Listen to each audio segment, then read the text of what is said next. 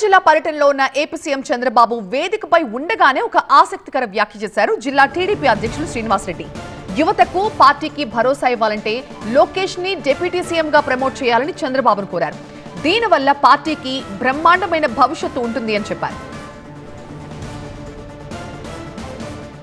43 సంవత్సరాల్లో తెలుగుదేశం పార్టీ ఆవిర్భవించిన తర్వాత మూడవ తరం నేత మన పార్టీలోకి వచ్చారు, నారా లోకేష్ గారు.